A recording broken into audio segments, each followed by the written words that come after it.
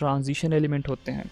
और उसके बाद जो बाकी रह गए हैं 14 एलिमेंट्स जो हैं, दीज आर द लैंथेनाइड्स। इसकी वजह क्या है कि फ्लोरीन एटॉमिक नंबर 9 है और इसके नीचे क्या है, क्लोरीन, जिसका एटॉमिक नंबर क्या है, 17 है। अब चूंकि ये सेम ग्रुप के अंदर प्रेजेंट है, these both are present in the same group, तो सेम ग्रुप जो है इनकी केमिकल प्रॉपर्टीज़ क्या होती हैं, एक दूसरे के साथ क्लोज्ड होती हैं। In case of nitrogen peak जो है हाफ फिल्ड है, तो यहाँ से इलेक्ट्रॉन रिमूव करना जो है ये थोड़ा सा डिफ़िकल्ट होगा। और अगर इलेक्ट्रॉन रिमूव करना डिफ़िकल्ट होगा तो इसके लिए जो फर्स्ट एनर्जी एनर्जी रिक्वायर्ड होगी ना, that should be the highest among all the other examples. Boron का ये ग्रुप 1A और ये 2A, इसका आपको मैंने बताया कि these are known as S block element. ये बोरॉन फैमिली से लेकर यहाँ तक ये हमारे पास क्या है, these are D block elements. और ये स्कैंडियम से लेकर जिंक तक जो है, these are transition D block element, transition element कहते हैं, आउटर ट्रांजिशन एलिमेंट। और ये जो आपको नज़र आ रहे हैं, these are known as F block element. ठीक है, ये क्या है, these are the F block element. अच्छा, अब नॉर्मल एलिमेंट्स की बात करें 7 पीरियड के अंदर, तो 7 पीरियड के अंदर सिर्फ 2 ही नॉर्मल एलिमेंट्स होते हैं। सो ऑप्शन नंबर ए जो है ना, this is the right one. अब कैसे है, ये हमारे पास पीरियड टेबल है। ठीक है, अस्सलाम वालेकुम dear student, welcome to I M chemist, this is Imran. और आज की जो वीडियो है ये हमारे पास है चैप्टर नंबर 1 की, that is periodic classification of elements and periodicity. ठीक है, सेकेंड ईयर की केमिस्ट्री जो है, यहाँ से हम इसको MCQs को सॉल्व कर रहे हैं। फर्स्ट चैप्टर है, इसके बहुत ही इंपॉर्टेंट MCQs हैं जो मैं आपके साथ डिस्कस करने लगा हूँ। अगर आपको वीडियो अच्छी लगती है और अगर आपको मेरी एफर्ट्स अच्छी लगती हैं तो प्लीज़ वीडियो को लाइक कीजिएगा और अपने फ्रेंड्स के साथ शेयर ज़रूर कीजिएगा। So let's begin this video. जो फर्स्ट हमारे पास MCQ है, that is from the periodic table, 7th period of the periodic table contain normal elements. अब हमसे ये पूछ रहा है कि जो हमारे पास पीरियोडिक टेबल में 7th पीरियड है उसमें कितने नॉर्मल एलिमेंट्स हैं। ठीक है, नॉर्मल एलिमेंट्स कौन से होते हैं ये आपको मैं ऑलरेडी पढ़ा चुका हूँ। ठीक है, जो हमारे पास S ब्लॉक और P ब्लॉक के जो एलिमेंट्स होते हैं ना, these are known as normal elements. ठीक है, इनको क्या कहते हैं, these are known as normal elements. और D और F ब्लॉक जो हैं इनको क्या कहते हो, transition element, they are known as transition element. और फिर जो डी ब्लॉक है इनको आप आउटर ट्रांजिशन एलिमेंट कहते हो, एफ जो है इनको आप इनर ट्रांजिशन एलिमेंट कहते हो, जो आपको मैं लेक्चर में पढ़ा चुका हूँ। अगर आपने मेरा लेक्चर नहीं देखा तो फिर आपको ये वाली वीडियो देखने की बिल्कुल भी ज़रूरत नहीं है, और अगर आप देख चुके हैं तो फिर इस वीडियो में मेरे समझाने की मज़ीद आपको ज़रूरत नहीं पड़ेगी, आप खुद ही MCQs को सॉल्व कर सकते हैं।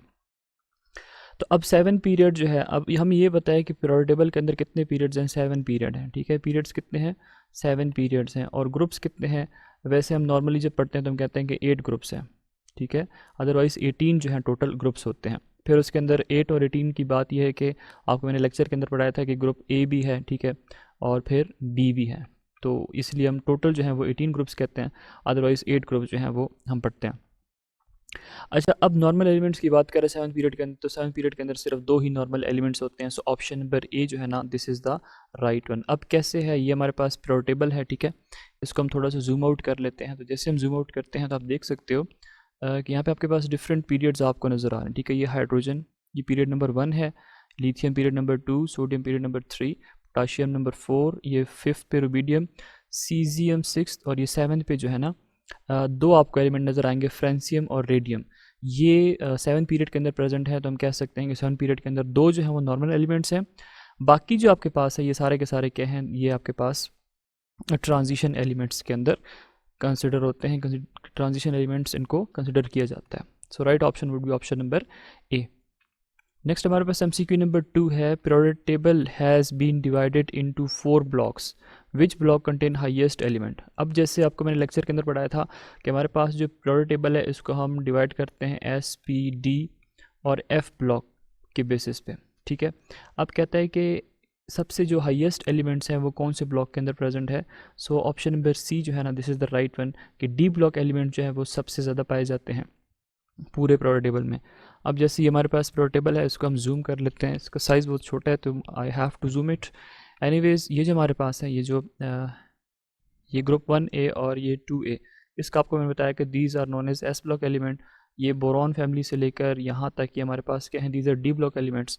और ये स्कैंडियम से लेकर जिंक तक जो हैं, these are transition D block element, transition element कहते हैं, आउटर ट्रांजिशन एलिमेंट।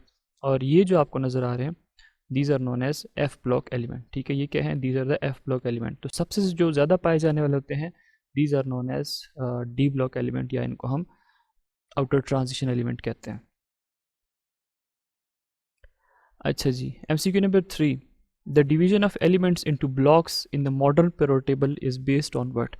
अब जो हमारे पास एलिमेंट्स की डिवीज़न है, ठीक है, जो मॉडर्न पीरियोडिक टेबल है, इसमें जो एलिमेंट की डिवीज़न है ये किस बेस पे की गई है। सो याद रखें कि जो हमारे पास क्लासिफिकेशन है, it has been done on the basis of valence orbital of element involve in chemical bonding. ठीक है, जो वैलेंस ऑर्बिटल है जो किसी भी एलिमेंट का, और वो जो है केमिकल बॉन्डिंग के अंदर हिस्सा ले रहा होता है, तो उसकी बेसिस पे हमारे पास क्या किया गया है, एलिमेंट्स की डिवीजन की गई है। सो ऑप्शन नंबर सी जो है ना, that should be the right option. उसके बाद हमारे पास है MCQ number 4, keeping in view the size of atom which order is the correct one. अब आप लोगों ने जहन में इन एटम्स के साइज़ को रखना है और इसमें से बताएं कि किस एलिमेंट का साइज़ छोटा है और फिर उससे आगे बड़ा किसका है। सो यहाँ पे जो हमारे पास राइट ऑप्शन बनेगा that is option number B, barium और फिर मैग्नीशियम। ठीक है, बेरियम का साइज़ और फिर मैग्नीशियम का साइज़। तो बेरियम को हम ढूंढते हैं और फिर मैग्नीशियम को ढूंढते हैं पीरियोडिक टेबल के अंदर। तो इसको जूम करना पड़ेगा फिर से। तो यहाँ पे आप देख सकते हो बेरियम का साइज़ देखें बड़ा है और मैग्नीशियम का छोटा है, तो इसलिए इसने लिखा हुआ है बेरियम का साइज़ जो है ना that is greater than magnesium. तो right option would be option number B. ठीक है, और आप एटॉमिक नंबर के बेसिस पे भी देखते हैं तब भी आपके पास ही ठीक होगा। ये chlorine is greater then iodine, ये देखें यहाँ पे क्लोरीन और आयोडीन को ढूंढना पड़ेगा। तो यहाँ पे देखो आयोडीन का साइज़ बड़ा है और क्लोरीन का छोटा है। ठीक है, तो हमारे पास ये गलत हो जाएगा, ये ऐसे होता तो ठीक था, iodine is greater than chlorine, तब ये ठीक होता। और बाकी जो है ये भी आप देख सकते हैं खुद ही इसमें से। ठीक है, मैग्नीशियम और स्ट्रोंशियम, लुथीनियम और सीरियम। अच्छा जी, उसके बाद हमारे पास क्या है next MCQ number 5, Moseley concluded by the X ray studies of the element that physical and chemical properties of element depend upon. अब मोजले जो था इसने एक्सरेज जो है वो प्रोड्यूस की थी, एटम को बम्बार्ड किया था, डिफरेंट एटम्स को बम्बार्ड किया था। तो अब इसकी जो बेसिस थी, ठीक है, जो कह रहा था कि फिजिकल केमिकल प्रॉपर्टीज़ जो हैं वो एलिमेंट की डिपेंड करती हैं किस चीज़ के ऊपर, एटॉमिक नंबर पे। So option number B is the right one. Question number 6 हमारे पास है, which of the following is not ionic hydride. अब इसमें से हम लोगों ने बताना है कि आयोनिक हाइड्राइड कौन से वाला नहीं है। सो ऑप्शन नंबर सी, जहाँ पे आपको HCl नज़र आ रहा है, this is not in ionic hydride, this is covalent hydride. इसको क्या कहते हो, दिस इज़ कोवेलेंट हाइड्राइड। ठीक है, ये सीजियम हाइड्राइड हो गया, उसके बाद लिथियम हाइड्राइड हो गया और फिर सोडियम हाइड्राइड हो गया। They are known as what, they are known as ionic hydride. बाकी जो HCl है ये कोवेलेंट हाइड्राइड है, क्योंकि यहाँ पे Cl इन्वॉल्व है और Cl जो है ना ये हाईली इलेक्ट्रोनेगेटिव है। ठीक है, Cl जो है ये हमारे पास क्या है, हाईली इलेक्ट्रोनेगेटिव है। बाकी जो सीजियम है, लिथियम, सोडियम है, ये ग्रुप 1A से बिलोंग करते हैं। ठीक है, दे आर मेटल्स, जो अल्कली मेटल्स हैं ये आपके पास क्या होते हैं, ये आयोनिक हाइड्राइड की फॉर्मेशन करते हैं। तो यहाँ पे हम लोग हाइड्राइड देख सकते हैं ग्रुप 1A के जो हैं, इन एक्सक्लूडिंग बेरिलियम और मैग्नीशियम, बाकी सारे जो हैं दीज आर आयोनिक हाइड्राइड। तो ये देखें सोडियम हाइड्राइड, लिथियम हाइड्राइड और potassium hydride, caesium hydride sorry में गिवन था। तो ये हमारे पास क्या है, these are the ionic compounds, ionic hydride sorry. और बाकी जो है बेरिलियम, मैग्नीशियम, जिंक और cadmium, these are intermediate.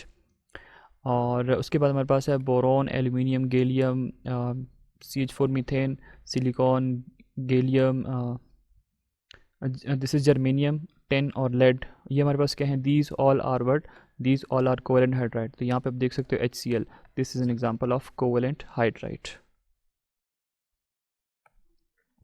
Next हमारे पास MCQ है, that is MCQ number 7, the element with highest first ionization energy is. अब आपने वो एलिमेंट बताना है जिसकी फर्स्ट आयोनाइजेशन एनर्जी सबसे ज़्यादा है। आयोनाइजेशन एनर्जी को समझने की कोशिश करें पहले कि आयोनाइजेशन एनर्जी क्या होती है।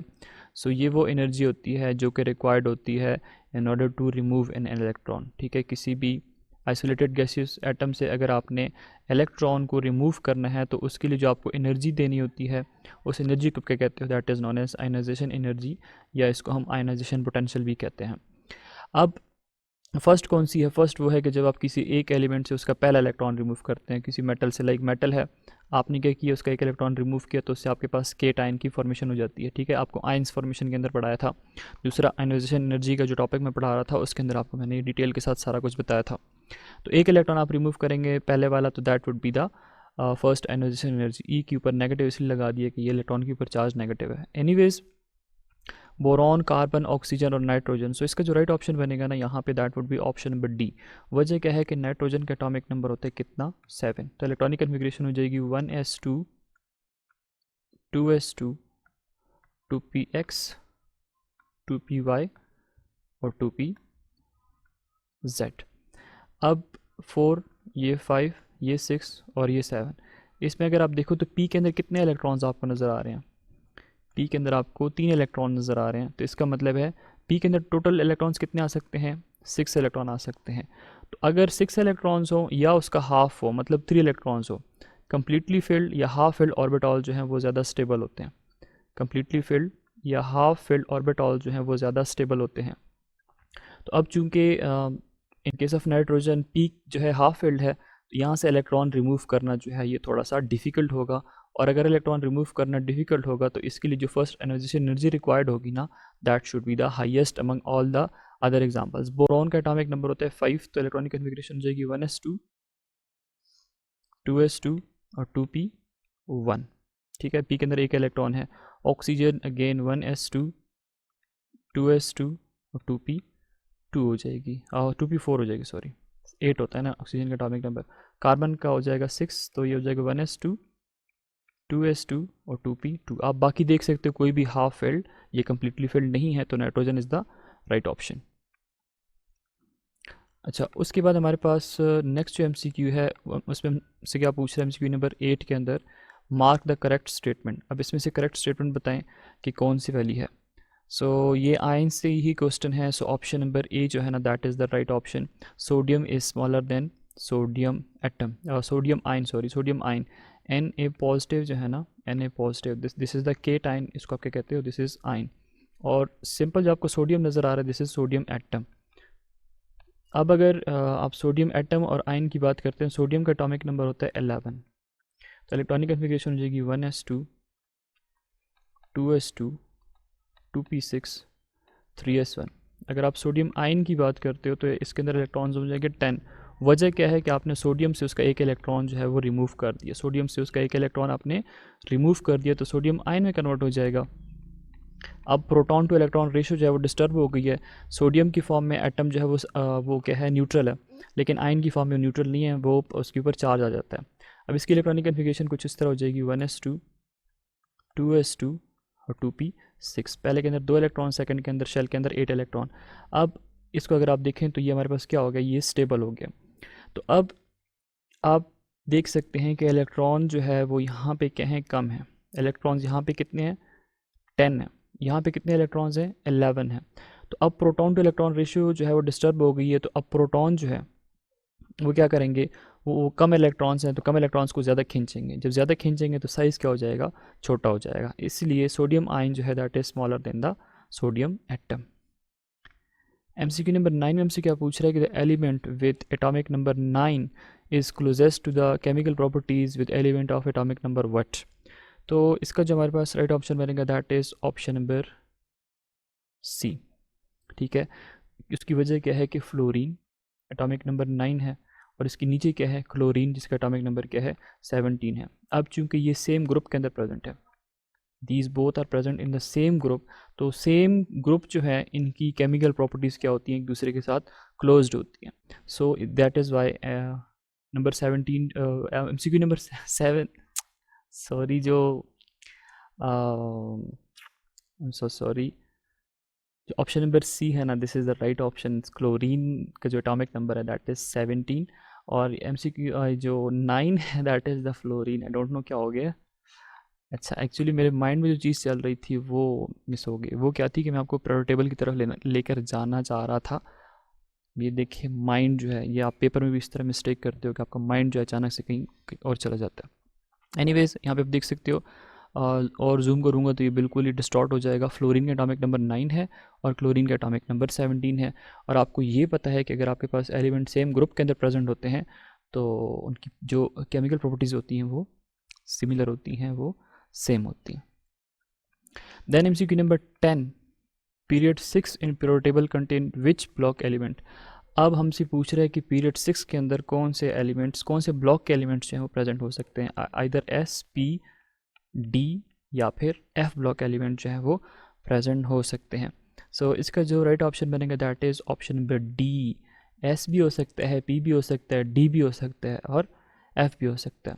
अब इसको देखना पड़ेगा कि आया ये बात ठीक है या फिर नहीं ठीक। पीरियड 6 पूछ रहा है ना, यस पीरियड 6 पूछ रहा है। तो पीरियड 6 में अगर आप देखते हैं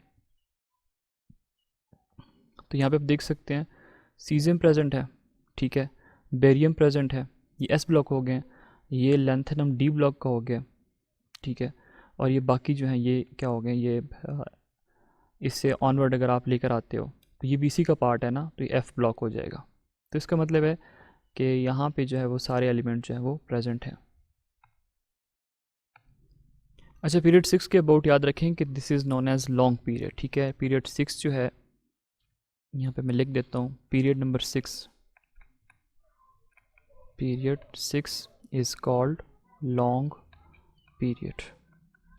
और लॉन्ग पीरियड क्यों कह रहे हैं कि इसके अंदर जो है वो 32 एलिमेंट्स होते हैं। कितने एलिमेंट्स होते हैं? 32 इसके अंदर टोटल एलिमेंट्स होते हैं। 8 जो है वो रिप्रेजेंटेटिव एलिमेंट है। 8 जो हैं दीज आर रिप्रेजेंटेटिव एलिमेंट। 8 जो है these are the representative element. और उसके बाद 10 ट्रांजिशन एलिमेंट्स हैं। 10 ट्रांजिशन एलिमेंट होते हैं। और उसके बाद जो बाकी रह गए हैं 14 एलिमेंट्स जो हैं दीज आर द लैंथेनाइड्स। 14 जो हैं these are known as lanthanides, जो कि कौन से एलिमेंट्स हैं? एफ ब्लॉक एलिमेंट है। तो ये डी हो गए और एस रिप्रेजेंटेटिव के अंदर एस और पी दोनों आ जाते हैं। सो राइट ऑप्शन हमारे पास कौन सा होगा? That is the option number D. Number 11, who introduce the zero group. अब जीरो ग्रुप किसने इंट्रोड्यूस किया था? बहुत ही इंपॉर्टेंट और बहुत ही कॉमन एमसीक्यू है। So that was मोज़ले। मोज़ले जो था ना, इसने जो ज़ीरो ग्रुप है इसको इंट्रोड्यूस किया था पीरियड टेबल में। Number 12, elements of group 2b are called. अब ग्रुप 2b जो है इसको क्या कहते हो? That is known as non typical transition elements, या कॉइनेज मेटल ग्रुप, या ट्रांजिशन एलिमेंट, या रिप्रेजेंटेटिव एलिमेंट। सो यहाँ पे याद रखें कि they are known as non typical transition elements. अब उसकी वजह क्या है? अच्छा, अगर ये 1b होता ना, 1b, तो 1b जो एलिमेंट्स हैं these are known as coinage metal, ठीक है, जो आप लोगों ने पढ़ा हुआ है ना, कॉपर, सिल्वर और गोल्ड। मैं आपको यहाँ पे बता देता हूँ। Yes, this one, just wait a minute. ये जो आपके पास है ग्रुप 2b, कॉपर, सिल्वर और gold, these are known as coinage metal. अच्छा, बाकी जो है जिंक, कैडमियम और मरकरी, जिंक, कैडमियम और मरकरी, इसमें से एक मैं आपको कराऊंगा, बाकी जो है कैडमियम और मरकरी वगैरह आप लोग कर लेना खुद ही। जिंक का एटॉमिक नंबर क्या होता है? 30। तो अगर आप इसकी इलेक्ट्रॉनिक कन्फिग्रेशन करोगे तो ये बन जाएगा 1s2, 2s2, 2p6, 3s2, 3p6, 18 हो जाएगा, ये 4s2, ये 20 हो जाएगा, और 3d10, 30 हो जाएगा। तो पहले सेल के अंदर 2 इलेक्ट्रॉन हैं, सेकंड के अंदर कितने इलेक्ट्रॉन हैं? 8, और फिर थर्ड के अंदर कितने हैं? ये 6 + 2 8, और ये थर्ड के अंदर ये हो जाएंगे 18, और बैलेंस के अंदर 2 इलेक्ट्रॉन्स बन जाएंगे 4 के अंदर। एनीवेज, अब अगर यहाँ पे देखो तो डी के अंदर क्या है? वैलेंस ऑर्बिटल जो है वो जो डी ऑर्बिटल जो है, या डी ब्लॉक जो है, ये हमारे पास क्या है? कम्प्लीटली फिल्ड है। ये हमारे पास क्या है? कम्प्लीटली फिल्ड है। अगर ये कम्प्लीटली फिल्ड है तो इसका मतलब है कि this is known as non typical transition element. इसको क्या कहते हो? This is known as non typical transition element. अब नॉन टिपिकल क्यों कह रहे हैं? क्योंकि डी ब्लॉक की एलिमेंट की प्रॉपर्टी होती है कि इसके अंदर 1 से लेकर 9 तक इलेक्ट्रॉन जो है वो डी ऑर्बिटल के अंदर प्रेजेंट होने चाहिए। अगर ये कम्प्लीटली फिल्ड है, जैसे इन केस ऑफ जिंक है या फिर कैडमियम है या फिर मर्करी है, तो इसकी जो प्रॉपर्टी होती है वो टिपिकल ट्रांजिशन एलिमेंट से हट कर होती है, टिपिकल ट्रांजिशन एलिमेंट से हट कर होती है। So that is why they are known as non typical transition element, क्योंकि इसका डी ऑर्बिटल कम्प्लीटली फिल्ड है। और ट्रांजिशन एलिमेंट की प्रॉपर्टी होती है, जो टिपिकल ट्रांजिशन एलिमेंट होते हैं उनका डी ऑर्बिटल कम्प्लीटली फिल्ड नहीं होता। अच्छा जी, तो एमसीक्यू नंबर 12 भी हो गया। Now we have MCQ number 13। इसमें हमसे क्या पूछ रहा है कि the element with lowest melting point MP, that is the melting point. अब यहाँ पे जो राइट ऑप्शन बनेगा बेरिलियम, मैग्नीशियम, कैडमियम और क्रोमियम। कैडमियम और क्रोमियम तो बन नहीं सकते क्योंकि ये दो जो हैं these are the D block element, और इनकी जो बाइंडिंग एनर्जीज होती हैं वो ज़्यादा होती हैं, तो कंपैरेटिवली इनके जो मेल्टिंग और बॉइलिंग पॉइंट्स होते हैं वो हाई होते हैं। पीछे रह गए बेरिलियम और मैग्नीशियम। इसमें से देखना है कि कौन सा डाउनवर्ड्स है।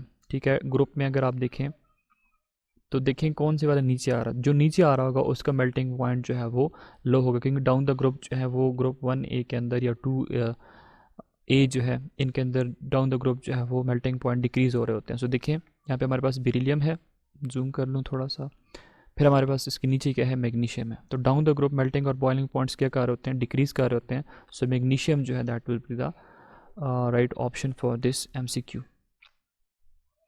So right option is option number B. Number 14.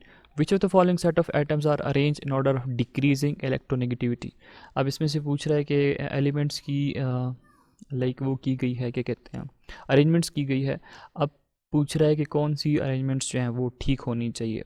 So MCQ number 14 का जो राइट ऑप्शन है दैट इज़ फ्लोरीन। सबसे ज़्यादा इलेक्ट्रोनेगेटिव कौन है, फ्लोरीन। उसके बाद कौन है, नाइट्रोजन, ऑक्सीजन। उसके बाद कौन है, नाइट्रोजन। सो ये सही वाला ऑर्डर है इलेक्ट्रोनेगेटिविटी के हिसाब से। सबसे जो ज़्यादा इलेक्ट्रोनेगेटिव है, जिसका पॉलिंग स्केल के ऊपर अगर आप इलेक्ट्रोनेगेटिविटी चेक करते हैं तो दैट इज़ द 4।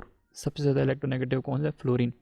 और इन तीनों की इसी प्रॉपर्टी की वजह से कि ये क्या है, they are highly electronegative element. Electronegative वो होते हैं जिनकी एबिलिटी होती है कि ये शेयर्ड पेड ऑफ इलेक्ट्रॉन को अपनी तरफ खींचते हैं। इनकी इस एबिलिटी की वजह से ये तीनों जो हैं they have the ability to form hydrogen bonding. अच्छा, MCQ number 15। When hydrogen loses its electron to form H positive ion then it resemble dash. कहता है आपके पास हाइड्रोजन एटम है, उसके पास एक इलेक्ट्रॉन है बेचारे के पास, आपने उसको भी एनर्जी दी और उसका भी इलेक्ट्रॉन आपने रिमूव कर दिया, तो उसके ऊपर क्या आ गया, H positive ion, like proton की फॉर्मेशन होगी। ठीक है, दिस इज़ द प्रोटॉन, ये इसको आप हाइड्रोजन आयन कहते हो। कहता है कि जब आप इसका एक इलेक्ट्रॉन है वो बेचारा भी आप लूज़ करवा देते हो तो ये H पॉजिटिव आयन बनाता है। तो इस वक्त ये कौन से एलिमेंट को रिजेंबल कर रहा होता है, so that is the alkali metals. Alkali metals में भी क्या होता है, जैसे आपके पास लिथियम है, ठीक है, उसका आपने एक इलेक्ट्रॉन रिमूव कर दिया तो ये क्या बन जाएगा, लिथियम पॉजिटिव 1 बन जाएगा। सोडियम है, आपने उसका एक इलेक्ट्रॉन रिमूव कर दिया तो सोडियम पॉजिटिव 1 की फॉर्मेशन हो जाएगी। तो जब आप इसका इलेक्ट्रॉन रिमूव करेंगे ये केटायन की फॉर्मेशन करेगा, तो इसकी रिजेंबलेंस किस तरह हो जाएगी, अल्कली मेटल्स की तरह। जो ग्रुप 1A के एलिमेंट्स हैं, lithium, sodium, potassium, rubidium, caesium, francium है लेकिन वो रेडियोएक्टिव है। Number 16। Which of the halide show bridge type structure. हाँ जी, अब इसमें से बताएं कि ब्रिज टाइप स्ट्रक्चर किसका हो सकता है। इसका तो क्यूबिक स्ट्रक्चर है, ठीक है, इसका हमारे पास क्या है, टेट्राहेड्रल स्ट्रक्चर होता है, टेट्राहेड्रल स्ट्रक्चर होता है। उसके बाद वाटर जो है इसका वी शेप्ड है, ठीक है, बेंड शेप्ड होता है। AlCl3 जो है इसका ब्रिज टाइप स्ट्रक्चर होता है। इसमें क्या होता है कि एक एल्यूमिनियम है और यहाँ पे भी एल्यूमिनियम होता है, ठीक है, यहाँ पे 2 क्लोरीन एटम होते हैं, ये क्लोरीन और ये क्लोरीन, और सिमिलरली यहाँ पे 2 क्लोरीन एटम अटैच्ड होते हैं। तो ये कोई ब्रिज टाइप जो है इसका स्ट्रक्चर बन जाता है, ठीक है। ये क्लोरीन इधर इलेक्ट्रॉन ये क्लोरीन इसको इलेक्ट्रॉन डोनेट कर रहा होता है और ये वाला जो क्लोरीन है ये इसको अपने इलेक्ट्रॉन जो है वो डोनेट कर रहा होता है, क्योंकि एल्यूमिनियम जो है ये इलेक्ट्रॉन डेफिशिएंट होता है। तो इस तरह का इनका ब्रिज टाइप स्ट्रक्चर जो है इसकी फॉर्मेशन होती है। So right option is the option number B। MCQ number 17। Which element of the following show maximum oxidation state. अब ट्रांजिशन एलिमेंट की बात करते हैं, डी ब्लॉक एलिमेंट की।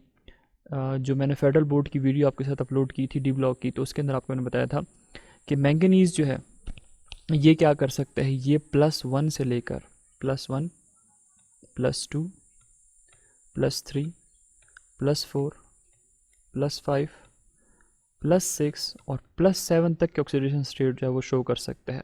सो right option is option number C, क्योंकि इसके अंदर बहुत सारे वैलेंस इलेक्ट्रॉन्स होते हैं। जब वैलेंस इलेक्ट्रॉन लूज़ करता है तो ये +7 तक ऑक्सीडेशन स्टेट जो है वो शो कर सकते हैं। तो मैंगनीज़ कहाँ से बिलोंग करते हैं, मैंगनीज़ बिलोंग करते हैं ग्रुप 7th B से, ठीक है। और इसका अगर हम एटॉमिक नंबर देखते हैं, सो that is the 25। Manganese atomic number क्या है, 25। इलेक्ट्रॉनिक कन्फिग्रेशन हो जाएगी 1s2 2s2 2p6 3s2 3p6 4s2 और 3d कितने हैं, 5 है ना, तो 3d 5 हो जाएगा। तो देखें वैलेंस के अंदर डी के अंदर 5 इलेक्ट्रॉन्स है और एस के अंदर 2 इलेक्ट्रॉन है। तो अगर ये सारे इलेक्ट्रॉन्स रिमूव कर देगा तो 7 इलेक्ट्रॉन्स रिमूव हो जाएंगे। 7 इलेक्ट्रॉन रिमूव होने का मतलब +7 चार्ज या state. MCQ number 18, melting point is highest for the element of group dash. अब आपने बताना है कि इसमें से सबसे ज़्यादा कौन से ऐसे एलिमेंट्स हैं जिनका मेल्टिंग पॉइंट जो है वो ज़्यादा है। तो इसका जो राइट ऑप्शन बनेगा that is option number D, group 4th A।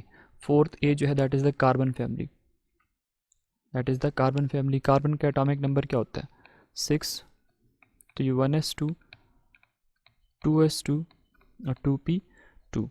तो ये कुछ इस तरह हो जाएगा 1s2 2p1 2s1 2px1 2py1 और 2pz1। इसके अंदर कितने सारे आपको इलेक्ट्रॉन जो है वो अनपेयर्ड नज़र आ रहे हैं, 3 इलेक्ट्रॉन आपको अनपेयर्ड नज़र आ रहे हैं, बल्कि 4 इलेक्ट्रॉन अनपेयर्ड नज़र आ रहे हैं। तो इसके अंदर जितने ज़्यादा अनपेयर्ड इलेक्ट्रॉन्स होंगे उतने ज़्यादा मेल्टिंग पॉइंट जो है वो ज़्यादा होगा। और दूसरी बात यह है कि कार्बन की फॉर्म में आप लोगों ने डायमंड का सुना होगा। डायमंड के अंदर क्या होती है, इसी 4 वैलेंसी की वजह से, 4 अनपेयर्ड इलेक्ट्रॉन की वजह से कार्बन की जो वैलेंसी होती है वो 4 होती है। और डायमंड में आप देख सकते हो कि सारी टेट्राहेड्रल अरेंजमेंट होती है और हार्डेस्ट सब्सटेंस जो है दैट इज़ द डायमंड, और उसकी वजह यही 4 अनपेयर्ड इलेक्ट्रॉन्स हैं। Number 19, amphoteric oxide is form by dash. अब इसमें से बताएं कि एम्फोटेरिक ऑक्साइड्स कौन से बनाते हैं। तो जिंक के अबाउट याद रखो कि इसकी प्रॉपर्टी होती है कि ये एम्फोटेरिक ऑक्साइड्स की फॉर्मेशन करता है। उसके बाद MCQ नंबर 20 जो है, in the long form of table the most electropositive element occupy dash. अब सबसे ज़्यादा इलेक्ट्रोपॉजिटिव जो एलिमेंट्स होते हैं that are present at the top left position. Top left का मतलब जो हमारे पास ग्रुप 1A के जो एलिमेंट हैं, जो अल्कली मेटल्स हैं, इनकी बात कर रहे हैं। तो यहाँ पे पीरियोडिक टेबल को आप देख सकते हो, this is the periodic table. ये इसका लेफ़्ट साइड है, ये इसका राइट साइड है। तो टॉप लेफ्ट पे आपके पास क्या है, लिथियम, सोडियम, पोटाशियम, रुबिडियम और सीजियम। ये क्या है, these are highly electropositive element. इनकी प्रॉपर्टी होती है कि जब ये इलेक्ट्रॉन्स रिमूव करते हैं तो इनके ऊपर चार्जेस कौन से आ रहे होते हैं, पॉजिटिव चार्जेस आ रहे होते हैं, ठीक है। और उसके बाद जाके ये स्टेबल हो जाते हैं। So these are the highly electropositive element of the periodic table. So student, these were the MCQs from the chapter number 1।